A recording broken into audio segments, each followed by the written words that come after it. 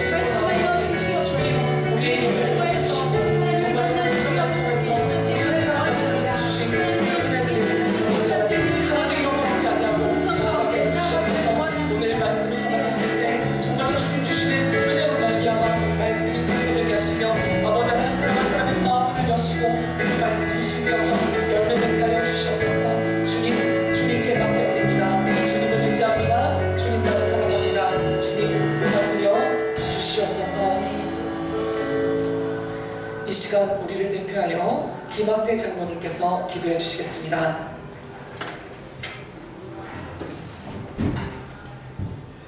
사랑의 주님, 은혜를 감사합니다. 온 마음과 정성으로 드리는 이 예배를 기쁘게 받아 주시옵소서. 찬양의 향기가 이곳에 가득 차게 하여 주시옵소서. 하나님 아버지, 2018년 한 해를 우리에게 선물로 허락하심을 감사합니다. 잘 달려갈 수 있는 지혜와 힘을 공급하여 주시옵소서. 하나님 아버지, 때로는 우리가 분주함과 게으름으로 믿음 생활에 소홀할 때도 있습니다. 세상 유혹에 휩쓸릴 때도 있습니다.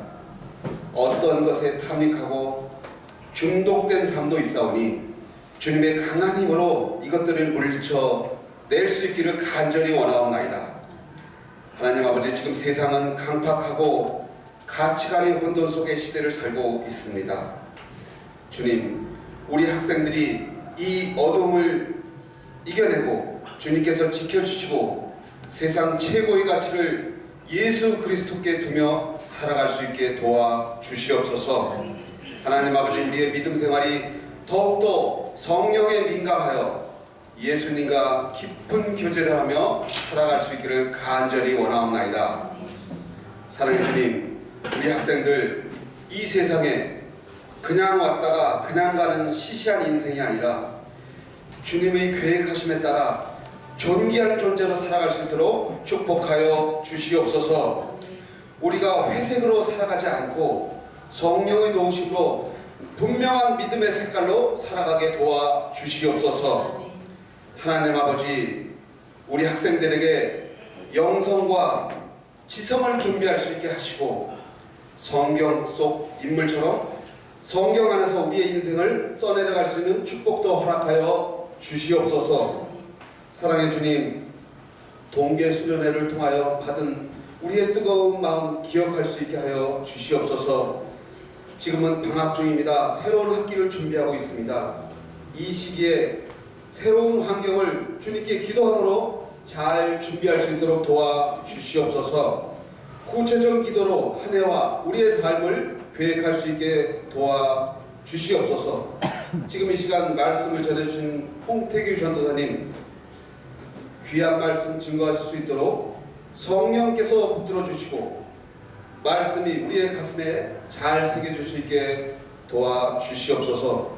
예배를 돕는 손길도 기억하여 주셨고 우리의 기도를 받아주시는 예수님의 이름으로 기도드리옵나이다. 아멘. 이 시간에는 겨울 수련회를 통하여 우리에게 주신 은혜를 마유영 자매님께서 나눠주시도록 하겠습니다. 이 시간 간증해 주실 때 우리가 그 은혜를 함께 누리는 그러한 역사가 있을 줄로 믿습니다.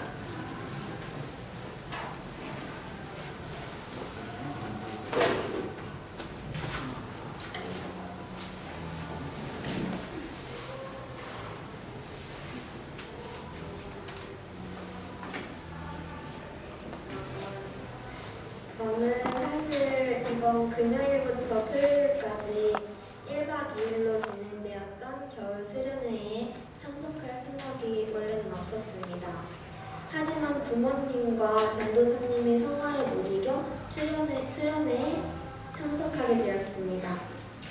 혼자 가기 싫은 마음에 남자친구와 친구를 데려왔고 수련회에서 같이 밥도 먹고 레크레이션도 하고 찬양도 하고 예배를 드리면서 하나님께 조금 더 가까이 다가간 것 같은 느낌이 들었습니다.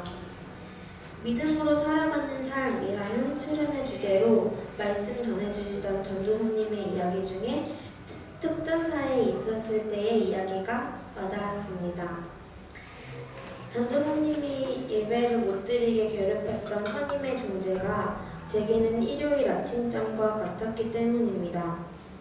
하지만 그런 상황 속에서도 예배를 드리러 갔던 전도사님의 모습과 달리 아침잠에 빠져 늘 교회에 늦던 제 모습이 많이 대비되었고 그래서 나도 전도사님처럼 이겨내봐야겠다 하며 다짐하였습니다. 어쩌면 예배 시간에 항상 늦었던 저를 하나님께서 안타깝게 여기셔서 수련회에서 이런 마음가짐을 얻게 해주셨을 거라고 생각합니다. 저는 어렸을 때부터 부모님을 따라 교회를 다녔습니다. 그렇지만 그것은 저의 신앙심 때문이 아니라 부모님의 신앙심 때문에 다녔다고 해야 합니다. 그러나 수련회 저녁 집회 말씀을 듣고 내가 앞으로는 나 스스로 주님 앞으로 나아가서 기도하고 회개하며 더 의지해야겠다는 생각도 하였습니다. 저녁 집회 마무리쯤에 선생님과 전도사님 그리고 고등부 선후배들이 서로를 위해 그리고 자기 자신을 위해 기도하는 모습을 보니 뭉클한 마음이 들었습니다. 저녁 집회 이외에도 진로 특강 수업은 학교에서도 많이 했었지만 교회에서도 하니 색다른 느낌이 들었고 레크리에이션은 조원들과 친해질 수 있는 계기가 되었습니다. 거의 1, 2년 만에 오는 수련회였지만 고등부 사이에서도 주님을 더 믿고 의지하는 사람들이 보였고 그들이 정말 대단해 보였습니다. 앞으로의 수련회는 꼭 제 의지로 참석해서 또 다른 은혜를 받고 싶다는 생각 또한 하였습니다. 지금의 이 마음가짐이 수련회가 끝나고 난 지금도 그리고 앞으로 어떠한 유혹 속에서도 빼앗기지 않고 이겨낼 수 있었으면 좋겠습니다. 감사합니다. 이렇게 시작해주셔서 하나님께 감사드립니다. 이 시간 우리에게 주시는 말씀은 열왕기상 9장 15절부터 28절까지의 말씀입니다. 제가 가진 성경으로는 구약성경 529면쯤에 있습니다.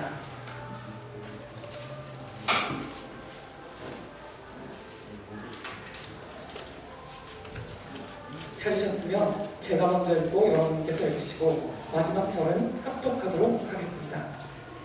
솔로몬 왕이 역군을 일으킨 까닭은 이러하니 여호와의 성전과 자기 왕궁과 밀로와 예루살렘 성과 하솔과 무깃도와 게셀을 건축하려 하였습니다.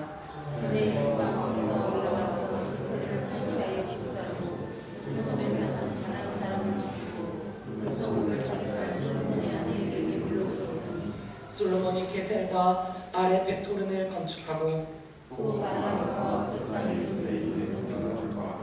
자기에게 있는 모든 국고성과 병거성들과 마병의 성들을 건축하고 솔로몬이 또 예루살렘과 레바논과 그가 다스리는 온 땅에 건축하고자 하던 것을 다 건축하였는데 이스라엘 자손이 아닌 아모리 사람과 사람과 블레셋 사람과 히비 사람과 예부스 사람과 남아있는 모든 사람 곧 이스라엘 자손이 다 멸하지 못하므로 그 땅에 남아있는 그들의 자손들을 솔로몬이 노예로 역군을 삼아 오늘까지 이르렀으되 다만 이스라엘 자손은 솔로몬이 노예를 삼지 아니하였으니 그들은 부사와 신하와 보관과 대전이며 형과 마의 지휘관이 됩니다. 솔로몬에게 이를 감독하는 두두머리 550명이 있어 일하는 백성을 다스렸더라. 바로의 딸이 다윗성에서 올라와 솔로몬이 그를 위하여 건축하게 되니 솔로몬이 밀로를 건축하였더라. 솔로몬이 여호와를 위하여 쌓은 제단 위에 해마다 3번씩 번제와 감사의 제물을 드리고 또 여호와 앞에 있는 제단에 분향하니라. 이에 성전 짓는 일을 마치니라. 솔로몬 왕이 에돔 땅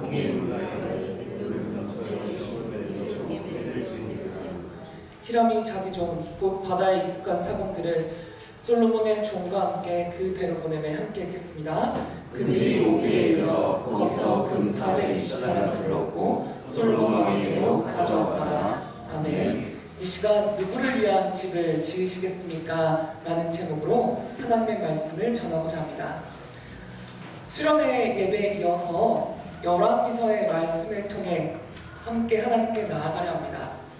우리는 사울이 부득이하게 제사를 지내는 모습을 보았습니다. 사무엘 선지자가 밤을 지새우며 기도하는 모습 또한 보게 되었습니다. 그리고 솔로몬 왕이 하나님께 날마다 기도하고 열린 마음을 구하였던 것을, 듣는 마음을 구하였던 것을 우리는 알고 있습니다. 우리가 성경을 읽을 때, 하나님의 말씀을 대할 때 분명히 기억해야 되는 것이 있습니다. 무엇이냐 하면 하나님께서는 말씀을 주시는 이유가 분명히 있음을 우리에게 말씀해 주신다는 것입니다. 먼저 창세기, 출애굽기, 레위기, 민수기, 신명기 이 5가지의 말씀을 뭐라고 하지요? 네, 모세의 모경입니다. 모세가 이 성경을 기록하였기 때문입니다. 이 모세의 모경이 기록된 이유가 있습니다. 첫째는 당시 그 시대 모세와 출애굽을 하였던 그 백성들 또는 그 후손들을 위한 하나님의 말씀입니다. 그래서 이 모세의 모경을 두 글자로 토라라고 합니다. 토라의 뜻은 율법, 계명, 교훈이라는 뜻입니다. 무엇입니까? 이스라엘 백성들이 광야 생활을 하면서 반드시 지켜야 하는 하나님의 말씀을 하나님께서는 먼저는 그들에게 말씀을 해주신 것이고, 두 번째로는 그 말씀을 가지고 살아가는 지금 우리들에게 들려주고 계신다는 것입니다. 그래서 지금 유대인들은 손목에다가, 이마에다가, 집 문에다가 이 말씀을 써붙여놓고 외우고 지키려고 애쓰고 있는 것이죠. 이 열왕기서를 읽을 때도 마찬가지입니다. 이 열왕기서를 하나님께서는 왜 기록하게 하셨을까? 먼저 이 열왕기라는 말은 10명의 왕이 아니에요, 여러분. 어떤 말일까요? 여러 명의 왕에 대한 기록입니다. 이스라엘의 그 유대 땅에 수많은 왕들에 대한 하나님의 말씀이지요. 처음에 어떤 일이 기록된지 아세요, 여러분? 1장에 솔로몬 왕이 어떻게 이 나라를 다스리게 되었는지, 왕위에 오르고 또 이스라엘을 통치하게 되는지가 나옵니다. 그리고 우리가 수련회 때 함께 받았던 말씀입니다. 3장에 어떤 일이 있었죠? 기억이 나십니까? 솔로몬이 하나님께 1,000번제를 드리지요. 그리고 듣는 마음을 구합니다. 하나님께서는 듣는 마음을 구하는 솔로몬을 기뻐하시죠. 그리고 그가 구하지 않았던 부귀와 장수까지 허락하십니다. 계속해서 그 솔로몬 왕의 이야기가 나옵니다.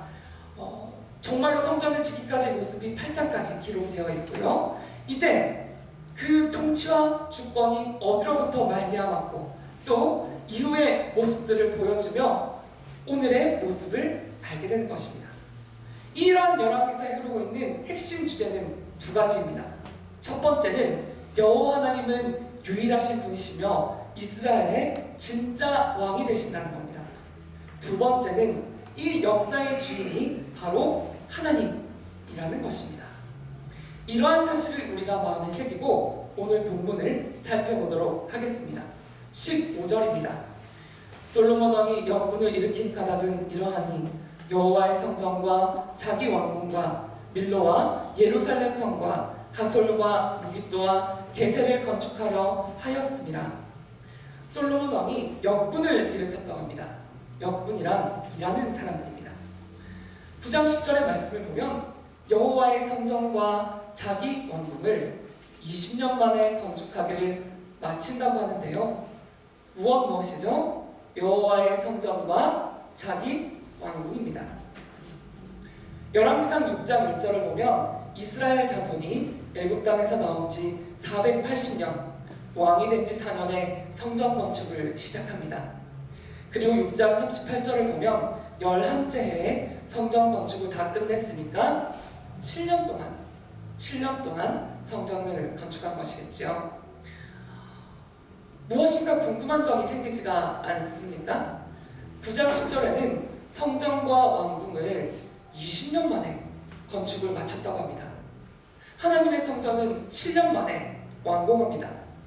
그렇다면 나머지 자기 왕궁과 밀로와 예루살렘 성과 하솔과 무깃도와 게셀을 건축하는데 적어도 20년에서 13년은 걸렸다는 말이겠지요. 여기서 밀로는 지명이 아닙니다. 히브리어로 가득 채우다는 말인데요. 일종의 방어시설, 성벽입니다. 3미터리 있으면 거기에 성벽을 이렇게 세워서 그 사이에 흙을 채우죠. 그래서 이 밀로가 여러 가지 시설들을 보호할 수 있게 보호하는 역할을 하는 것입니다. 그래서 이 구조물들을 정기적으로 살폈고요. 그렇지 않으면 무너지기도 했어요. 예루살렘의 다윗성 동쪽을 보면 지금도 이 밀로의 흔적이 남아있다고 합니다. 하솔과 무깃도와 게셀은 지명이에요. 어떤 땅인지를 알려주는 겁니다. 솔로몬이 자신을 위하여 지은 요새와 통치, 행정을 위한 도시가 있었던 자리가 바로 이 게셀이라는 데지요. 게셀은 전략적인 요충지였습니다. 16절, 17절을 보면 전에 애굽왕 바로가 올라와서 게셀을 탈취하여 불사르고 그 성읍에 사는 가나안 사람을 죽이고 그 성읍을 자기 딸 솔로몬의 아내에게 예물로 주었더니 네, 당시 국가들은 이 게셀을 빼앗으려고 많은 전투를 벌였습니다. 솔로몬 당시에는 애굽왕 바로가 빼앗았다가 자신의 딸이 솔로몬이랑 결혼을 하니까 예물로 그 땅을 주게 됩니다. 솔로몬은 이러한 게셀과 마찬가지로 그 아래에 베토르겐이라는 곳을 세웁니다. 18절에서 22절까지의 말씀을 보면 이 솔로몬이 세운 성이 어떤 것이고 어떻게 지어졌는지를 설명해 줍니다. 솔로몬은 군사적이고 상업적 요충지가 되는 중요한 자리에 북고성이라는 것을 짓습니다. 북고성은 단순히 돈과 재물을 쌓아놓는 창고가 아니라요, 관련된 돈을 담당하는, 행정까지 담당하는 그런 장소였습니다. 병거성과 마병의 성, 이것은 전쟁을 위한 겁니다. 또 지키기 위한 겁니다. 말 그대로 병거, 무기를 담당하는 성과 그들을 다루는 마병의 성까지 예루살렘, 레바논, 그가 다스리는 온 땅에 건축하고자 하는 것을 다 건축합니다. 그런데 이것을 누가 합니까? 20절 말씀을 한번 보도록 하겠습니다. 이스라엘 자손이 아닌 아모리 사람과 헷 사람과 브리스 사람과 히위 사람과 여부스 사람 중 남아있는 모든 사람 곧 이스라엘이 자손이 다 멸하지 못하므로 그 땅에 남아있는 그들의 자손들을 솔로몬이 노예로 역군을 삼아 오늘까지 이르렀으되 다만 이스라엘 자손은 솔로몬이 노예를 삼지 아니하였으니 그들은 군사와 그 신하와 고관과 대장이며 병거와 마병의 지휘관이 됨이었더라. 하나님의 성전을 누가 지었습니까? 5장 13절을 보면 솔로몬 왕이 온 이스라엘 가운데 역군을 불러일으켰다고 합니다. 역군의 수가 3만 명입니다. 그리고 그들을 한 달에 10,000명씩 번갈아서 레바논으로 보냈고요. 일을 한다라고 2달간 쉬게 했습니다. 그런데 그의 통치가 계속되면서 솔로몬은 자신의 백성은 가만히 두고요, 이방 민족을 노예로 삼아버립니다. 이스라엘 자손들은 좋은 것만 시켜요. 군사와 신하와 보관과 대장과 병가와 마병의 지휘관입니다. 이것을 보고 우리는 알 수 있는 것이 있습니다. 뭐냐면요, 솔로몬이 점점 변해가고 있다는 겁니다. 앞서 계회 예배 때 우리는 솔로몬이 듣는 마음을 구하였던 것을 보았습니다. 백성들의 아픔과 슬픔을 함께 알고자 했어요. 헤아려 주려고 했어요. 그 고통을 덜어주려고 했습니다. 아모리 사람, 헷 사람, 브리스 사람, 히위 사람도 솔로몬의 통치 가운데 있는 그의 백성이었어요. 그런데 이 백성들을 자기 왕궁을 짓기 위한 노예로 삼아버립니다. 그러면서 솔로몬은 자신이 높아집니다. 그래서 하나님의 말씀을 불순종하기 시작합니다. 신명기 17장 15절부터의 말씀을 우리 함께 보도록 하겠습니다. 반드시 내 하나님 여호와께서 택하신 자를 내 위에 왕으로 세울 것이며 내 위에 왕을 세우려면 내 형제 중에서 한 사람을 할 것이요 내 형제 아닌 타국인을 내 위에 세우지 말 것이며 그는 병마를 많이 두지 말 것이요 병마를 많이 얻으려고 그 백성을 애굽으로 돌아가게 하지 말 것이니 이는 여호와께서 너희에게 이르시기를 너희가 이후에는 그 길로 다시 돌아가지 말 것이라 하였음이며 그에게 아내를 많이 두어 그의 마음이 미혹되게 하지 말 것이며 자기를 위하여 은금을 많이 쌓지 말 것이니라. 솔로몬은 신명기를 통해 하나님께서 왕에게 주시는 말씀을 모조리 다 어겨버립니다. 19절 말씀을 보면 북고성과 병거성들과 마병의 성, 그가 다스리는 땅에 건축하고자 했던 것이 하나님이 하지 말라던 것을 하기 위한 건축물입니다. 11절을 보면 히람에게 금 120달란트를 받고 28절을 보면 또다시 금 420달란트를 얻습니다. 한 달란트는요 약 3.5kg입니다. 히람에게 받은 달란트만 540달란트, 2톤 정도가 되고요. 한 달란트는 노동자들이 1년 동안 받을 수 있는 월급입니다. 지금 현재 대한민국으로 치면 중간 정도 소득을 가진 우리 노동자들이 약 2,465만 원 정도를 받는다고 합니다. 그렇게 계산을 하면 이 히람에게 받은 돈만 해도 133억이 넘어요. 무엇을 많이 듭니까? 은금을 많이 듭니다. 병거와 마병을 줄 성까지 건축해서 다 채웁니다. 애국으로 가지 말라고 하셨는데 말씀을 그대로 어겨버리고 10장 28절을 보면 애국으로부터 말을 사드립니다. 그리고 오늘 9장 24절의 말씀을 보면 이방 여인을 부인으로 삼습니다. 이 바로의 딸을 위해 궁을 건축하고 밀로를 건축하였음을 보게 됩니다. 이방의 여인이 어떤 궁을 삼고 거기에서 뭘 했겠습니까? 누구를 섬겼겠습니까? 그러면서 되게 의아하게 생각이 되는 것은 이 솔로몬이 하나님이 하지 말라는 것을 다 하면서도 해야 할 일을 합니다. 누구에게요? 하나님께요. 25절입니다. 솔로몬이 여호와를 위하여 쌓은 제단 위에 해마다 3번씩 번제와 감사의 제물을 드리고 또 여호와 앞에 있는 제단에 분향하니라. 이에 성전 짓는 일을 마치리라. 죄를 짓고 있으면서 하나님께서 하지 말라고 하신 은금과 병마를 많이 두고 이방의 여인까지 아내로 맞이하면서 제단은 쌓습니다. 번제와 감사의 제물도 드려요. 여호와의 제단 앞에 분향하는 일은 해마다 저버리질 않습니다. 솔로몬이 하나님을 경배하는 일을 잊었던 것이 아니에요. 하나님께는 제사를 드리고 하나님께는 제단을 쌓고 하나님께 제물을 드리면서 하나님이 하지 말라고 말씀하신 것들은 그대로 하나하나 다 행하고 있습니다. 여러분, 이게 무슨 모습일까요? 마치 내가 도둑질을 하고 살인을 하고 간음을 했으면서도 주일날이면 교회에 나오는 거예요. 아무 일도 없었다는 것처럼 이 자리에 와서 예배를 드리고 기도를 하고 봉사를 하는 겁니다. 여러분, 오늘 저는 여러분께 단 한 가지 사실만 알려드리기를 원합니다. 바로 오직 하나님만이 나의 왕이 되신다는 것입니다. 오직 하나님만이 나의 왕이 되신다는 사실입니다.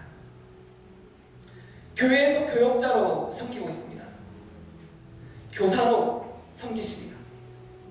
우리 고등부 학생으로 수련회도 다녀왔습니다. 그런데요, 내가 지금 여기 이 자리에서 예배는 드리는데요, 내 속에 여전히 미워하는 마음이 남아있습니다. 내가 그렇게 하나님 앞에 부르짖고 눈물로 기도했는데요, 내 속에 원망하는 마음이 여전히 남아있습니다. 하나님께서는 분명히 살인하지 말라고 말씀하시는데 하나님을 믿는다고 하면서 내가 은혜 받고 왔는데 집에 가서 어머니가 너무나 믿습니다. 내 동생이 너무너무 믿게 행동을 하는 거예요. 그것을 보고 예수님 뭐라고 말씀하십니까? 형제를 미워하는 자마다 마음으로 살인하는 자입니다. 마음으로는 내가 사랑한다 하면서도 내가 사랑해야 되는 가족이고 친구인 줄 알면서 우리는 그러한 죄를 범하고 있는 것입니다. 예배를 드립니다. 기도합니다. 찬양을 부릅니다. 은혜는 받았습니다. 분명히 하나님께서는 형제를 미워하지 말라고 말씀하시는데 70번씩 7번이라도 용서하라고 말씀하시는데 우리는 그 말씀을 너무너무 잘 아는데 내 자존심 때문에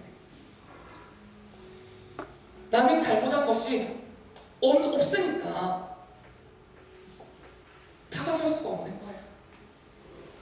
내게는 시간이 조금 더 필요하다고 얘기하면서 미안하다 말 한마디 하는 것에 망설이는 겁니다. 몸이 굳어서 움직이지가 않는 거예요. 여러분, 하나님을 믿지 않는 것이 아닙니다.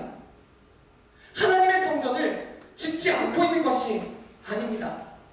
하나님이 일을 하고 하나님을 생각하고 교회도 다니고 예배도 드리고 성경 공부도 하지만 하나님의 성전을 짓는 일보다 얼마든지 내 자신의 왕궁을 짓는 일에 2배, 3배, 4배의 노력을 드릴 수 있는 것이, 그보다 훨씬 더 많은 노력과 열정을 쏟아부을 수 있는 것이 바로 우리 자신이라는 것입니다.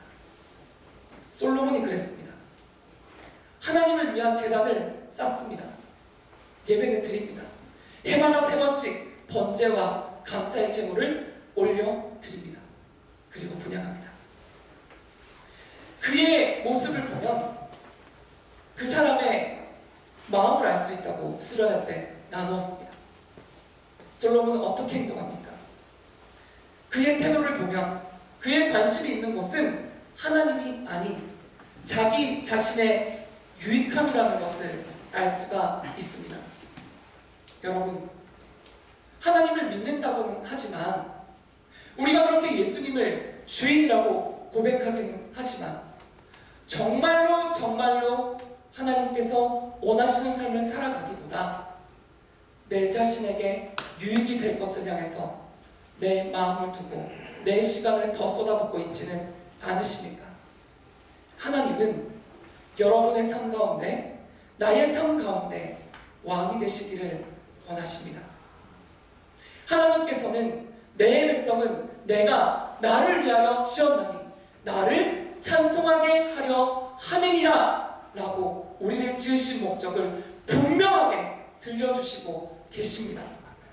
여러분, 여러분과 같은 많은 10대 그리스도인들이 참 힘든 삶을 살아가고 있습니다. 하나님의 영광을 위해 살아가겠다고 하면서도 내가 좋은 대학에 가지 못하면 망하는 인생이 될까봐, 내가 성적이 잘 안 나오면 부모님으로부터 사랑받지 못할까봐, 내가 공부를 잘 못하면 친구들로부터 무시당하고 인정받지 못할까봐 하나님께 나아오기보다 학원에 가는 것을 더 원하고 있습니다. 하나님께 나와서 예배 드리기보다 하나님께 나와서 내 마음을 드리고 하나님이 왕이 되심을 고백하기보다 당장 내 성적을 올려주고 내 자존심이 상하지 않게 하고 내 자신이 사랑받게 할 수 있을 것만 같은 그 자리로 찾아갑니다. 주일날 예배만 드리고 학원에 가야 된다고, 과외를 받아야 된다고 이렇게 달려가는 친구들을 보며 너무도 마음이 아팠습니다. 왜 그래야만 할까? 또 그렇게 공부를 하러 가는 우리 친구들의 마음은 어떠할까요? 주일 예배는 마치 내가 안 오면 하나님이 어떻게 하실지도 몰라. 내가 주일 예배라도 안 오면 불안하니까. 엄마 아빠가 그래도 직분자니까. 내가 교회 안 가면 부모님 한 소리 하시겠지? 우리 아버님이 장로님이시고 안수 집사님이시고 교회에서 열심히 섬기시고 우리 어머님이 권사님이시고 집사님이신데 내가 예배 안 드리면 부모님이 안 좋은 얘기 듣겠지? 마지못해 나오는 친구들의 이야기도 듣게 됩니다. 여러분, 하나님은 마지못해 여러분을 만나기 원하시는 분이 아니십니다. 하나님은 모든 것을 걸고 여러분을 만나기를 원하십니다. 그리고 여러분의 인생을 책임지기를 원하십니다. 여러분, 왜 그렇게 교회를 마치면 학원으로, 과외를 하러, 학교로 달려가야 할까요? 내 마음 가운데 주님이 주시는 평안이 없기 때문입니다. 내 마음 가운데 예수님이 책임지신다는 것에 대한 믿음이 없기 때문입니다. 세상이 줄 수 없는 평안을 주님께서는 약속하셨습니다. 주님은 우리에게 평안할지어다, 내가 너희에게 명하노니 평안할지어다 라고 말씀하십니다. 우리는 누리면 되는데, 우리는 그 주님 앞에 나아가면 되는데 그러지를 못하는 것입니다. 하나님께서 내 인생의 왕이 되실 때, 내 인생의 무거운 짐을 주님께 맡겨드릴 때 우리는 참 평안을 얻을 수가 있습니다. 수고하고 무거운 짐진 자들아 다 내게로 오라.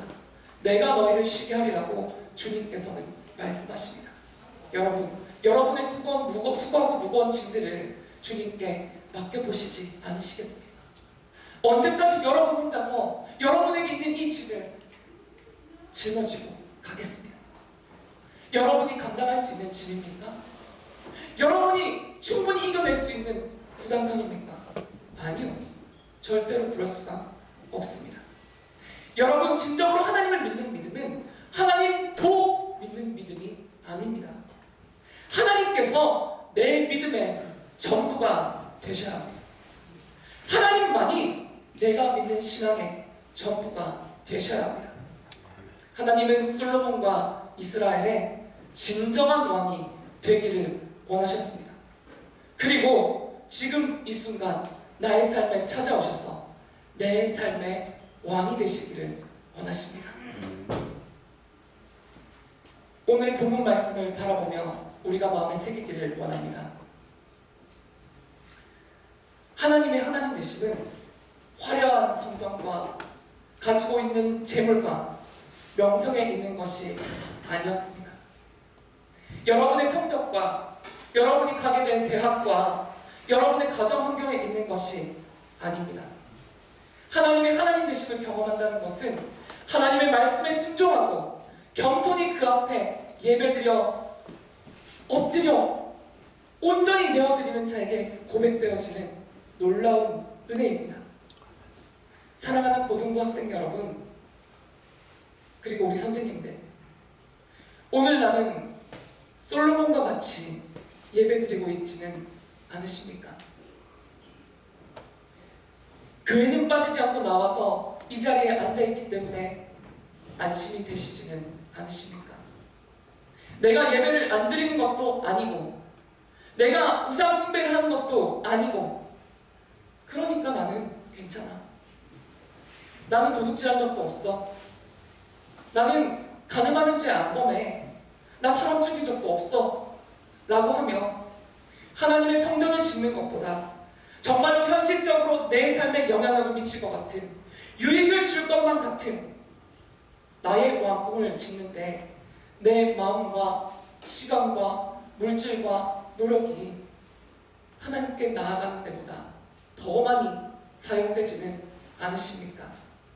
이러한 일이 반복될 때의 결과를 살펴보며 오늘의 말씀을 맺고자 합니다. 11장 9절의 말씀입니다. 솔로몬이 마음을 돌려 이스라엘의 하나님 여호와를 떠나므로 여호와께서 그에게 진노하시니라. 여호와께서 일찍이 2번이나 그에게 나타나시고 이 일에 대하여 명령을 지키지 않았으므로 여호와께서 솔로몬에게 말씀하시되 내가 이러한 일이 있었고 또 내가 내 언약과 내가 내게 명령한 법도를 지키지 아니하였으니 내가 반드시 이 나라를 빼앗아 내 신하에게 주리라. 여러분, 믿음으로 살아가는 삶을 살아가기 원하십니까? 여러분, 정말로 믿음으로 살아가는 삶을 살아가기 원하십니까? 아멘. 하나님과 동행하며 후회 없는 삶을 살기 원하십니까? 아멘. 그렇다면 여러분의 인생이 하나님도 섬기는 인생이 아니라 오직 하나님만 섬기는 인생이 되어야 합니다. 오직 하나님만 나의 인생의 왕이 되시는 삶이 되어야 합니다. 이 시간 우리 마음을 다해 오늘 내게 주신 말씀을 가지고 함께 찬양하기를 원합니다. 하나님 아버지, 정말 하나님만이 나의 왕이 되어 주시기 원합니다. 하나님, 연약한 나를 붙들어 주시고 내 인생의 왕이 되어 주세요. 우리 함께 찬양하겠습니다.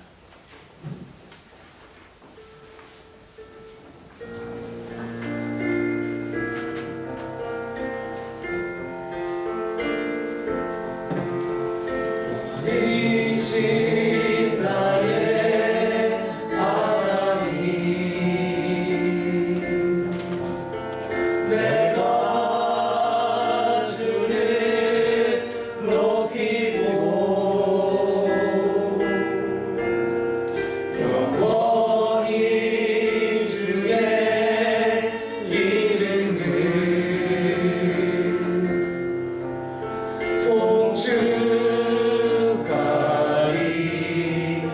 송축하리이다. 왕이신 나의 하나님, 왕이신 나의 하나님, 내가 주를 높이고 영원히 주의 이름을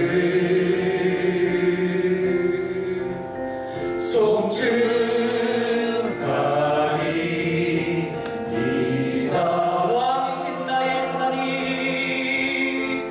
왕이신 나의 하나님, 내가 주를 높이고 내가 주를 높이고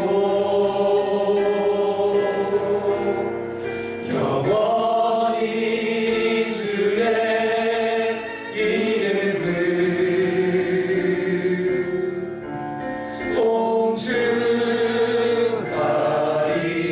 송축하리이다. 우리 마음을 다해 고백하기 원합니다. 왕이신 나의 하나님, 왕이신 나의 하나님,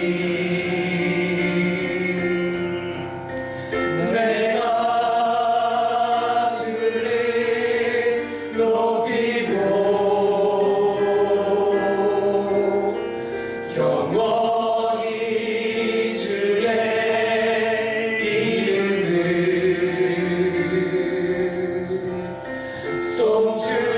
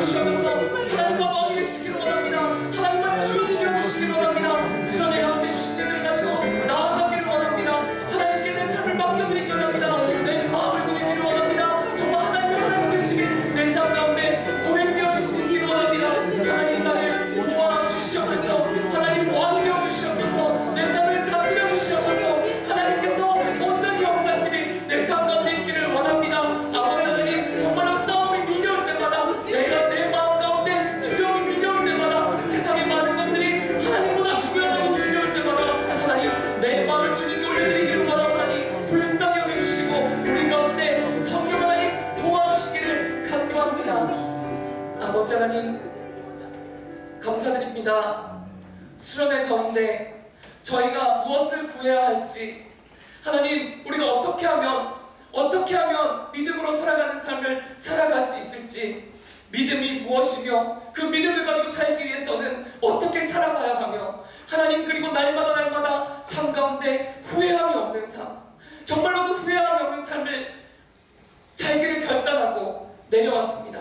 그리고 오늘 다시금 고백하는 것은 내 인생의 주인이 내가 되는 것이 아니라, 내가 하나님도 믿는 것이 아니라, 정말로 내가 하고 싶은 것 다 하고 내 육신의 유익함을, 내가 사람들에게 명예롭게 보일 것들을 내가 어떻게 하면 사랑받을 수 있을까를 고민하고 살아가는 것이 아니라, 내가 어떻게 하면 잘 먹고 잘 살지를 내 인생의 목표로 두는 것이 아니라, 하나님이 우리 인생에, 나의 인생에 왕이 되시기를 소망합니다.